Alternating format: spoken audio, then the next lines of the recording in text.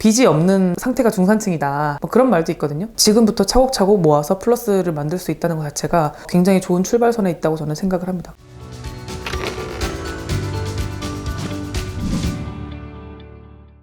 오늘 오랜만에 면책 사건 들고 와봤어요. 이분 같은 경우에는 한마디로 인생을 말하자면 소녀 가장 같은 분이라고 말씀드릴 수 있을 것 같아요. 가족 구성원들이 다 일정하게 소득 활동을 하지 못하시는 분이고, 형제분들도 있으신데 형제분들도 이제 위에 한 분, 아래로 한 분 여기 계신데 두 분 다 소득 활동을 크게 못하시는 그런 상태에 계신 분이었어요. 또 동생은 또 대학생이었고, 이분이 사실상 가족에 대한 생활비나 이런 것들을 전액을 거의 부담하고 있는 상황이어서 본인의 소득으로는 다 생계가 감당이 안 되니까 조금씩 빚을 내서 가족을 부양하다가 그 빚이 점점 늘어난 케이스였는데요. 채무가 한 7,500만 원 정도가 되셨고, 그 7,500만 원 상태에서 당연히 이제 이자도 처음에는 좀 저리로 빌리다가 조금 더 고금리로 가면서 급여만으로는 아예 현상 유지조차 하기가 어려운 상황이 돼서 이제 저희 사무실을 찾아주셨었는데, 지금이 23년도잖아요. 근데 이분이 저희 사무실에 의뢰를 주셨던 게 18년도고 개시가 난 게 19년도예요. 근데 이분이 3년 변제거든요. 근데 3년 변제인데 왜 23년까지 왔냐?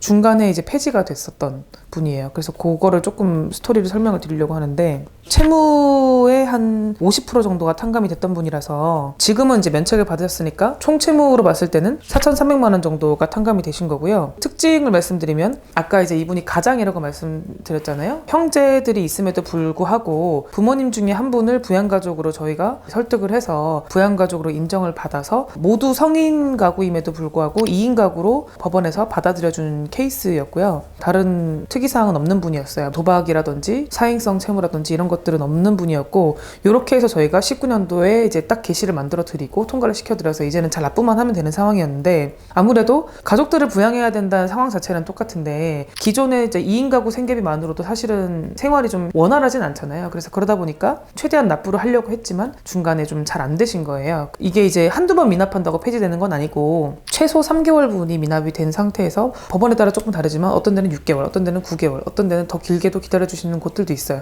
엄격한 곳들은 4, 5개월 차에도 바로 폐지 예정 통고 보내고 정리하시는 그런 법원도 있거든요. 그래서 이분 같은 경우에는 법원이 조금 기다려주셨지만 결국 안 돼서 폐지까지 된 거고, 폐지에 대한 대응도 저희가 즉시항고로 대응을 해서 바로 사건을 다시 살려서 좀 늦었지만 지금 2023년도 1월이 돼서 마지막 완납을 하시고 이제 면책을 받게 되신 그런 분이에요. 저희가 면책 사례를 소개해드리는 이유는 당장 빚을 탕감받기 위해서 법원을 설득하고 통과하는 것도 중요하지만 그 이후로 사실 채무자가 하셔야 될 역할이 거의 90%잖아요. 그 시기를 버티는 과정이 순탄치가 않고, 그러니까 여러분들이 굉장히 그 부분에 몰두를 많이 하셔야 된다, 집중을 많이 하셔야 된다, 이런 얘기를 좀 드리고 싶어서 비슷한 케이스를 제가 가지고 와봤고, 이분이 저희 카페에 후기를 남겨주셔가지고 한번 읽어드릴게요. 개인회생을 마무리하며 길고 길었던 시간이 다가오긴 하네요.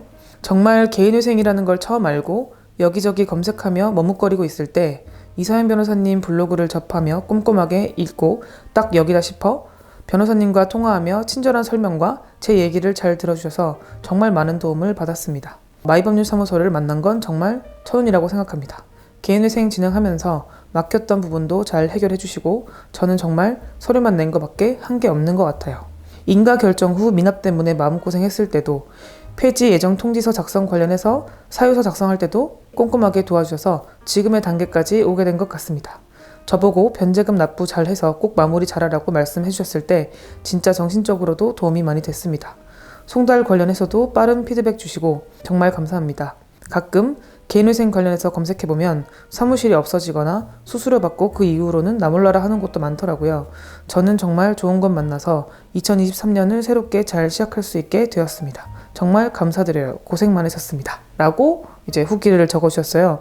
저는 서류 낸 것밖에 한 게 없는 것 같다 라고 말씀하시잖아요. 서류를 내는 역할이야말로 이 채무자의 핵심 역할이자 가장 중요한 부분이기 때문에 보정하는 과정, 한 2, 3개월 정도의 그 보정 과정이 조금 고되더라도 그 시기가 채무자를 위해서 반드시 필요한 어떤 절차다라고 생각을 하시고 성심성의껏 준비를 해주시는 게 좋을 것 같고, 정말로 그 서류만 잘 준비해 주시면은 그 다음부터는 저희가 걱정 없게끔 해드릴 수 있으니까 채무자의 역할 그리고 우리 회사의 역할 이런 이제 부분에 대해서 어떻게 하면 되는지를 좀 말씀을 드리고 싶었어요. 그리고 빨리빨리 3년 안에 끝났으면 좋았겠지만 조금 이게 늦어져서 4년 차에 면책이 됐든 5년 차에 면책이 됐든 이제는 채무가 없는 상태에서 시작할 수 있잖아요. 요새 그런 말이 있어요. 우리나라에서 하도 이제 빚이 많고 고금리에 허덕이다 보니까 사람들이 빚 없으면 반은 간다. 빚이 없는 상태가 중산층이다. 뭐 그런 말도 있거든요.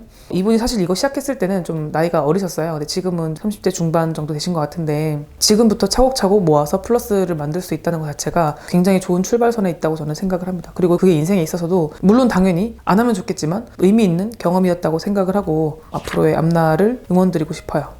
저희 채널에서 계속 앞으로 좋은 영상들을 많이 올려드릴 테니까요. 구독과 좋아요 눌러주세요.